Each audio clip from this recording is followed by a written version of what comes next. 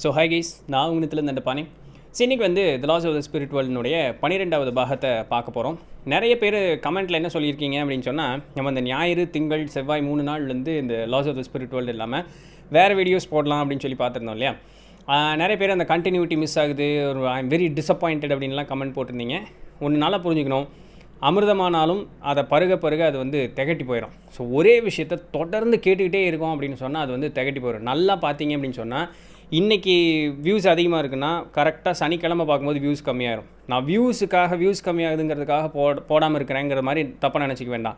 இது நல்ல விஷயம், நிறைய பேர்த்துக்கு போய் சேரணும் அப்படிங்கிறது வந்து என்னுடைய விருப்பம். ஏன்னா வியூஸுக்காக என்ன சொன்னால் நம்ம சேனல் நடக்கவே நடக்காது. ஸோ அதனால் அது இல்லை மோட்டிவு. நிறைய பேர்த்துக்கு போய் சேராது. ரெகுலராக கேட்குற ஆளுகளுக்கே போர் அடிச்சு போயிடும். ஏன்னா அவன் ஒரே விஷயத்தை திரும்ப சொல்கிற மாதிரியே இருக்கே அப்படிங்கிற மாதிரி ஆயிரும். ஸோ அதுதான் ரீசன், புளிச்சு போயிடும் கேட்டு. அதனால தான், சரிங்களா. ஸோ அதனால் அதுதான் ரொட்டீனாக இருக்க போகுது இந்த நூல் முடிகிற வரைக்கும். இது போல் இனி வேறு எந்த ஆன்ம பதிவுகள் கொண்டு அந்த நூட்கள் பார்க்குறதா இருந்தாலுமே இந்த மாதிரி ரொட்டீன் தான் இருக்கும். அடுத்த தடவை வேறு ஏதாவது ஒன்று மாற்றிக்கலாம். ஏன்னா வேறு ஒரு புக்கு ஆக்சுவலாக வாங்கி வச்சுருக்கேன். ஸோ பார்ப்போம், ரைட். ஸோ சாரி, இந்த ப்ரிஃபேஸை சொல்லி தான் ஆகணும். ஸோ அதனால் இப்போது நம்ம வந்து வீடியோக்குள்ளே போகலாம். ஸோ இன்றைக்கி வந்து த லாஸ் ஆஃப் த ஸ்பிரிட் வேர்ல்டுனுடைய 12வது பாகம். இதில் எப்படின்னா, நிறைய பேர்த்துக்கு நம்மளுக்கு கேள்விகள் இருக்கும். இதுவும் நிறைய பேர் கமெண்ட் கேட்குறது உண்டு. என்ன அப்படின்னா, ஏன் வந்து நம்மளுடைய இந்த பழைய பிறவிகளினுடைய இல்லை ஆன்ம உலகத்தினுடைய ஞாபகங்கள் எல்லாத்தையுமே அழிச்சிட்டாங்க. அது ஞாபகம் இருந்திருந்தது அப்படின்னு சொன்னால் நம்ம வந்து தவறுகளே செய்ய மாட்டோம்ல. ஏன் வந்து சாமி வந்து நம்மளுக்கு எல்லாத்தையுமே நல்லவங்களாக படைக்கலை? தப்பு பண்ணுறான்னு தெரியுதுல்ல, சாமிக்கு தான் அந்த சக்தி இருக்குல்ல, இமீடியட்டாக நம்மளை நல்லவங்களாக மாற்றிடலாம்ல. ஸோ இந்த மாதிரி கேள்விகள் எல்லாமே எல்லாத்துக்கும் இருக்குது இல்லையா. அதுவும் இல்லாமல் இன்னொரு என்னென்னா, நான் யாருக்குமே தவறு நினைக்கல, இருந்தாலும் எனக்கே இந்த மாதிரி தண்டனைக்குரிய அந்த ஒரு வாழ்க்கை இருக்குது அப்படிங்கிற மாதிரி இந்த கேள்விகள்லாம் இருக்குது. இந்த கேள்விகளுக்கு எல்லாத்துக்குமே இன்றைக்கி கடைசி வரைக்கும் வீடியோ ஸ்கிப் பண்ணாமல் பாருங்கள். கண்டிப்பாக உங்களுக்கு ஒரு நல்ல பதில் கிடைக்கும் அப்படிங்கிறத நம்புகிறேன், ரைட். சரி, இப்போ வந்து வீடியோக்குள்ளே போவோம். அவங்க என்ன சொல்லி ஆரம்பிக்கிறாங்க அப்படின்னு சொன்னால், ஏன் இந்த கேள்வியை ஆக்சுவலாக அவங்களே கேட்டு அதுக்கு உண்டான பதிலையும் அவங்க வந்து சொல்கிறாங்க. எதனால் வந்து நம்மளுடைய இந்த பழைய பிறவிகளினுடைய ஞாபகமோ இல்லை இந்த பிறவி நம்ம எதுக்காக எடுத்துகிட்டு வந்திருக்கோம், நம்மளுடைய கர்மங்கள் என்ன அப்படிங்கிறது ஏன் வந்து நம்மளுக்கு மறைச்சிருக்காங்க அப்படிங்கிற அந்த ரீசனை அவங்க சொல்கிறாங்க. அதுக்கு முன்னாடி பார்த்தோம்னா, நம்மளுடைய ஆழ் மனசு, சப்கான்ஷியஸ் அப்படின்னு சொல்கிற பார்த்தீங்களா, அதுதான் சொல்லப்போனால் ஆக்சுவலாக அதுதான் ஆன்மா, சரிங்களா. நீங்கள் என்ன உங்களுடைய ஆழ் மனசு சொல்லுதோ அதை திரும்ப நீங்கள் கவனிச்சுக்கிட்டே இருங்க. அதை நீங்கள் கவனிக்கிறத தவறுனீங்க, அது சொல்கிறத கேட்காம நீங்கள் விட்டீங்க அப்படின்னு சொன்னால் தான் உங்களுடைய வாழ்க்கையிலே ஏகப்பட்ட பிரச்சனை அப்படிங்கிறது வருது.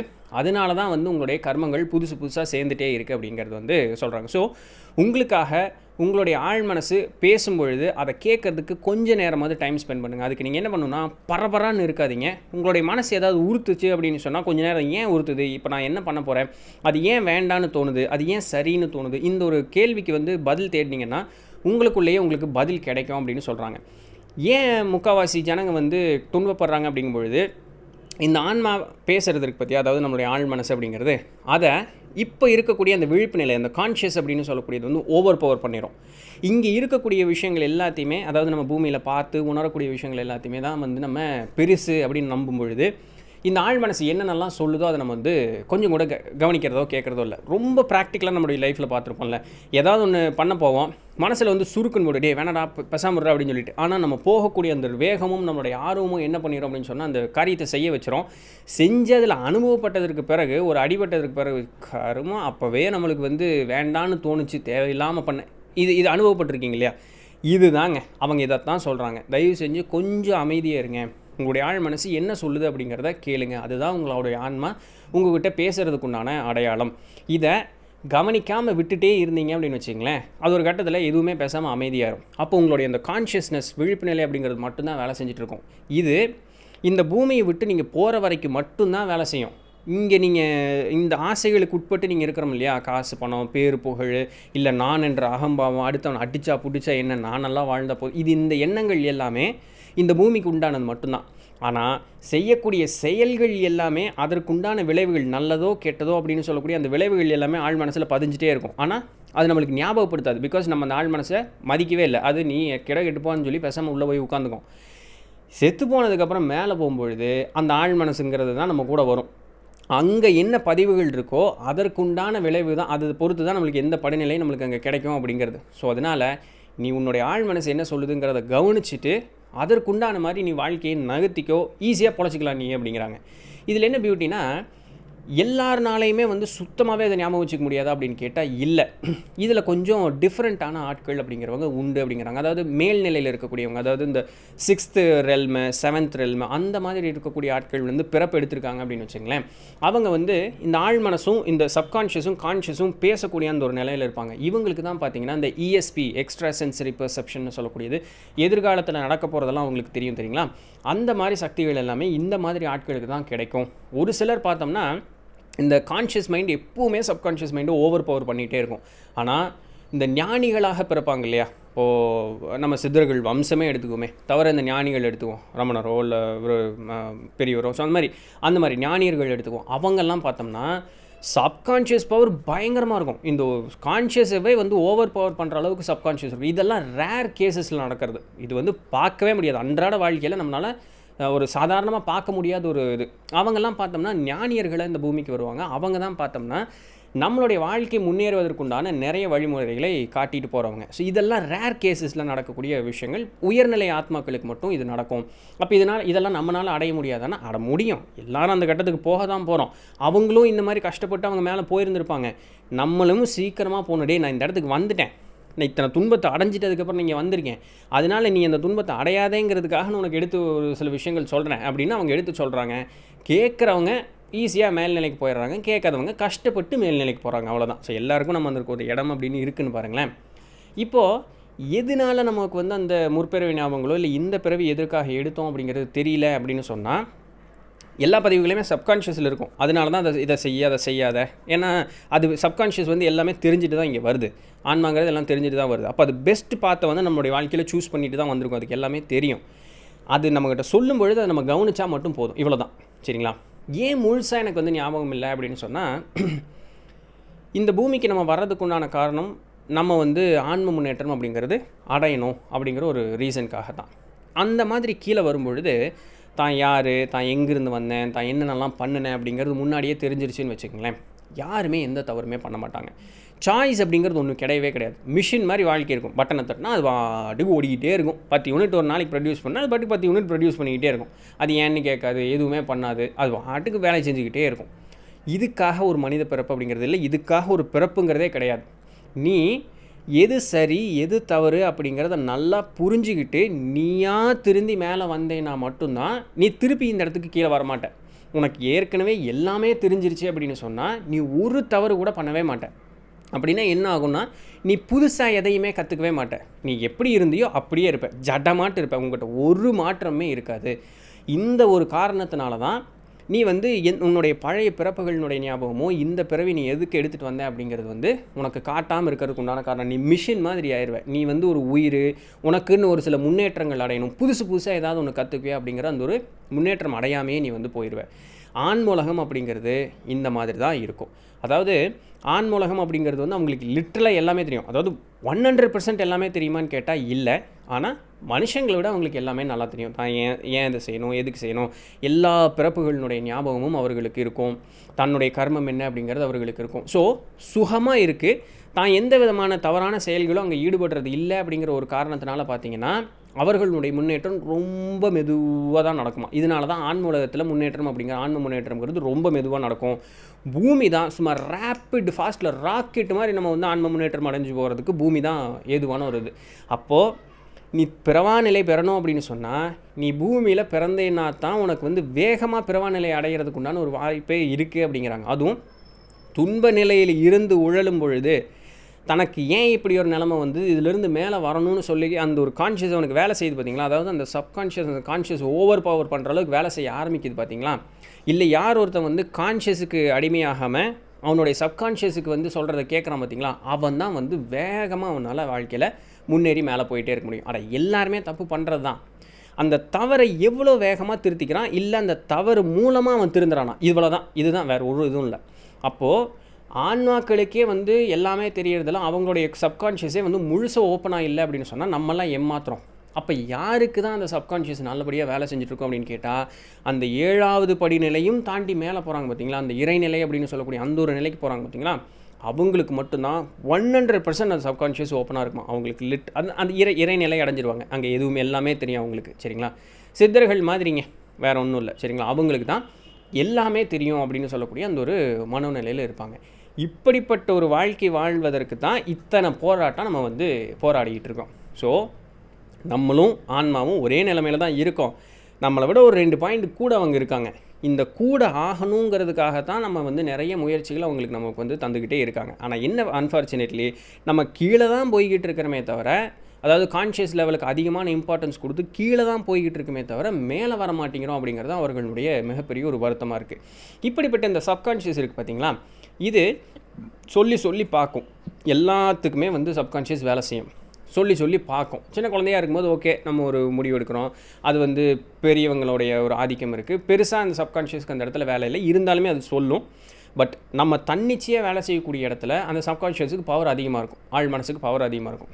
சொல்கிறது கேட்கல, ரொம்ப மூர்க்கத்தனமாக நடந்துக்கிறோம், அராஜகத்தின்படி நடந்துக்கிறோம், இந்த உலக வாழ்க்கையில் பயங்கரமாக ஈடுபட்டு நடந்துக்கிறோம் அப்படின்னு சொன்னால் அது என்ன பண்ணுமா, ஃபஸ்ட்டு அந்த அந்த ஒரு ஸ்லீப்பிங் ஸ்டேஜ், டார்மன் ஸ்டேஜ், கல் மாதிரி ஆகிறதுக்கு முன்னாடி என்ன பண்ணுன்னா, எல்லா ஆன்மாவுக்குமே ஒரு ஆன்மகுரு, ஒரு ஸ்பிரிச்சுவல் கைடு அப்படிங்கிறவங்க மேலே இருப்பாங்க. அந்த ஆன்மா ஒரே வார்த்தை சொல்லிடுமா, இந்த பாரு சாமி, இவனை என்னால் கட்டுப்படுத்த முடியல, இவன் நான் சொல்கிறது ஒரு பொட்டு கூட கேட்குறதில்ல, கடுகு கூட என்னை மதிக்கிறதில்ல, என்னால் இதுக்கு மேலே முடியல, அவன் செய்கிற வேலையெல்லாம் எனக்கு ரொம்ப தாக்கமாக இருக்குது, பாதிப்பாக இருக்குது, நான் என்னுடைய தூக்க நிலைமைக்கு போயிடுறேன், நீங்களாச்சும் அவனாச்சு அப்படின்னு சொல்லிட்டு பேசாமல் போயிடுமா.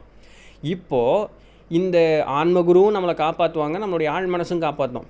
ஆழ் மனசு முயற்சி செஞ்சிச்சு, அதனால் முடியல.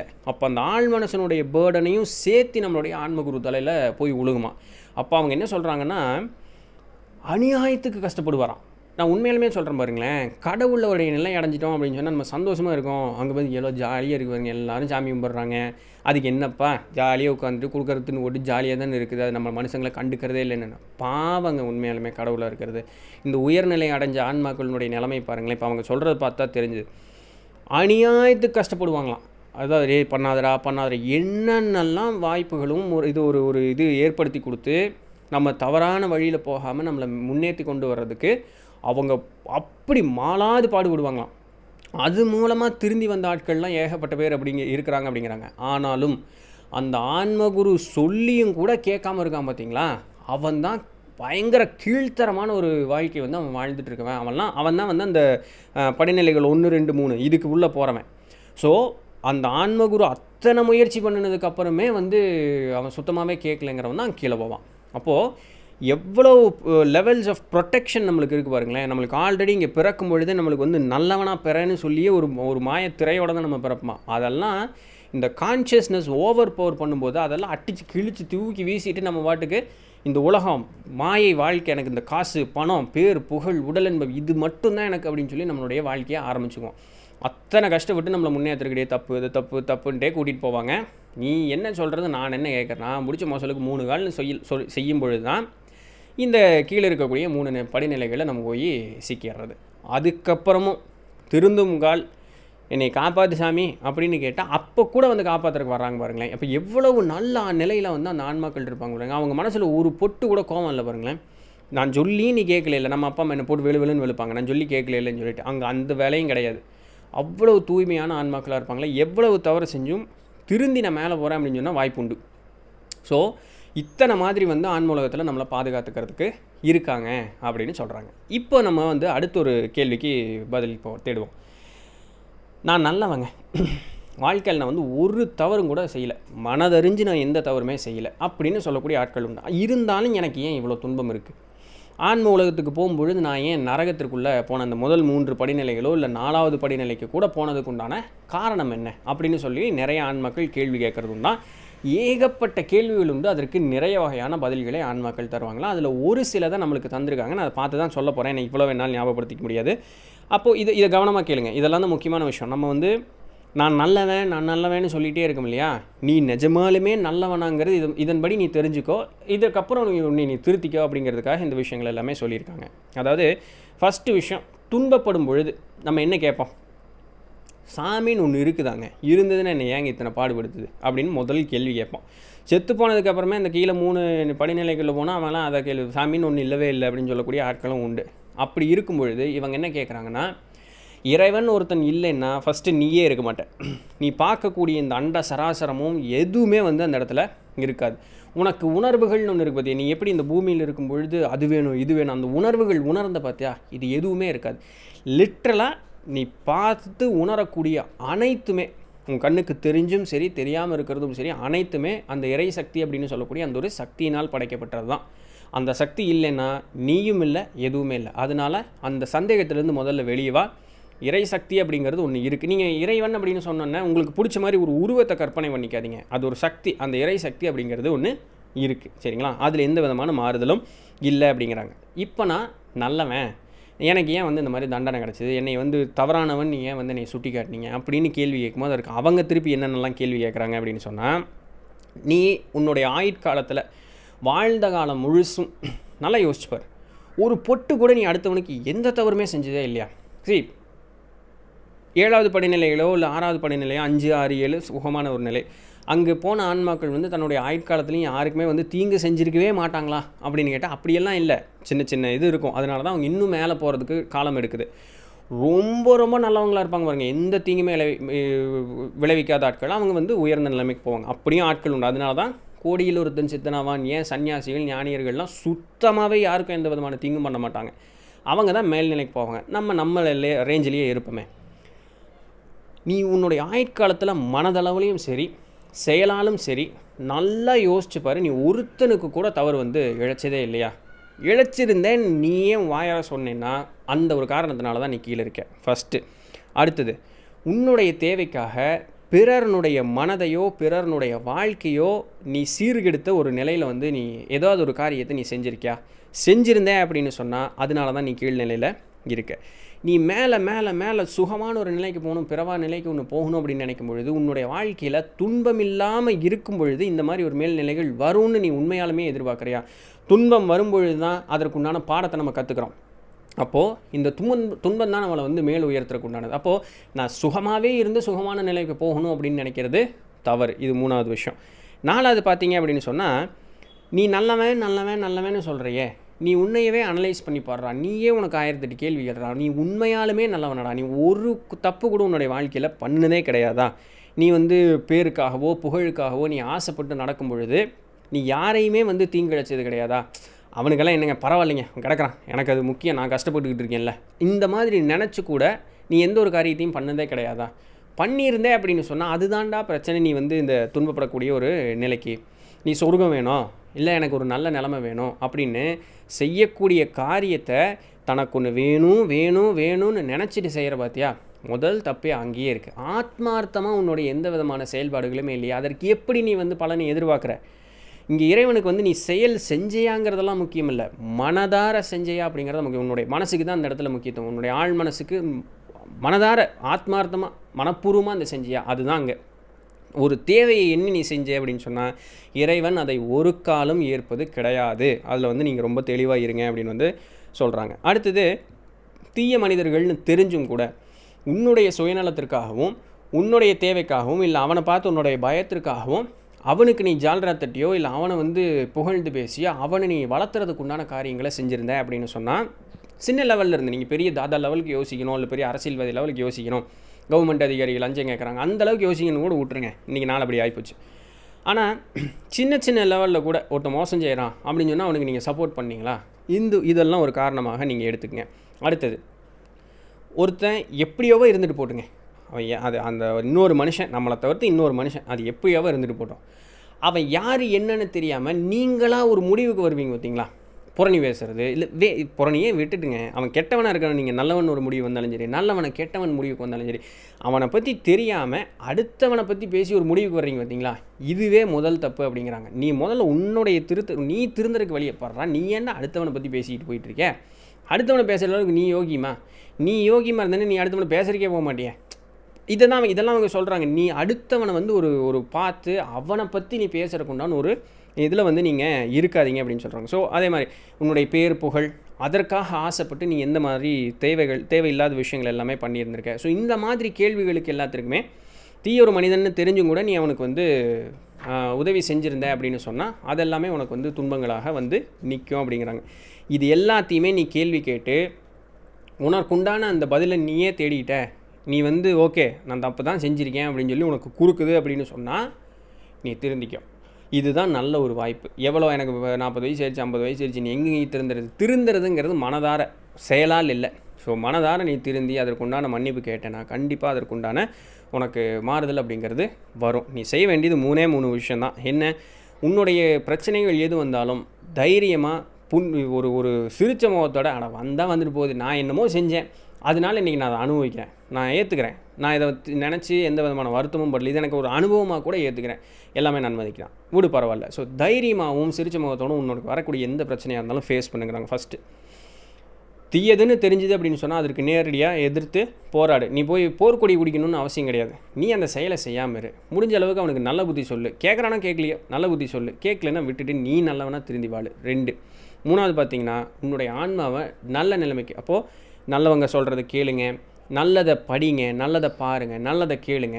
தவறுகள் செய்தாலும் கூட அதிலிருந்து திருந்தி வெளியே வருவதற்குண்டான முயற்சி ஈடுபடுங்க. இந்த மாதிரி செயல்களை செஞ்சாலே போதுங்க, ரொம்ப இலகுவாக நீங்கள் மேல்நிலைக்கு வந்துடுவீங்க. நீங்கள் மேல்நிலையை பற்றி யோசிக்கணும்னு கூட அவசியம் கிடையாது. சராசரி உங்களுடைய வாழ்க்கையை வாழ்ந்தாலே போதுங்க அப்படிங்கிறாங்க. இவ்வளவு தாங்க. இதுதான் நம்ம பிறவா நிலை அடைகிறதுக்கோ இல்லை மேல்நிலை அடைவதற்கோ உண்டான வழிமுறைகளாக அவர்கள் நமக்கு சொல்லித்தரக்கூடிய காரணி சேர்ந்தவனாலும் சரி. நீங்கள் என்ன நினைக்கிறீங்கன்னு சொல்லிட்டு கீழே கமெண்ட் பண்ணுங்கள். நாளைக்கு இதனுடைய தொடர்ச்சியாக ட்வின் சோல்ஸ் பற்றி அவங்க சொல்கிறாங்க. ஸோ அதை நாளைக்கு பார்ப்போம். ஸோ அது வரையும் தொடர்ந்து இருந்துருங்கள். நான் உங்கள் இடத்துல தண்டபாணி. நன்றி.